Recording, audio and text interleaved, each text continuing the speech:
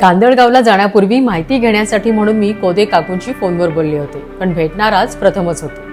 बस स्टॉपवरून दीक्षा नेहमी काकूंनी सांगितल्याप्रमाणे एका मोठाल्या वडाच्या झाडाजवळ म्हणजेच शिवाजीचं वड इथे उतरले. असे म्हणतात की हे वडाचे झाड शिवाजी महाराजांनी लावले आहे. इथे जवळच कोदे काकूंचे घर आणि दुकान. मी दुकानात चौकशीसाठी गेले तेव्हा कळाले मी ज्या गृहस्थांशी बोलत आहे ते दुसरे तिसरे कोणी नसून ते कोदे काका आहे.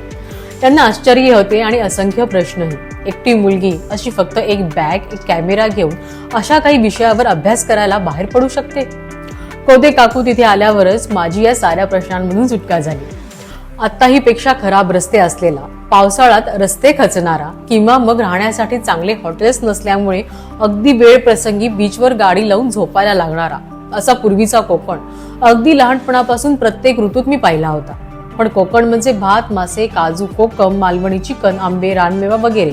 सण किंवा लोककला म्हटले की गणपती, दशावतार इतकीच प्रचलित सर्वसामान्य माहिती मला देखील होती. पण हिरवीगर्द झाडी, नारळी पोफळीच्या बागा, समुद्रकिनारा हे तर मी पाहतच होते. पण आजपासून कोदे काकूंसोबत आता मी एक वेगळा कोकण पाहणार होते आणि ही माझी ट्रायल माझा पुढचा प्रवास निश्चित करणार होती.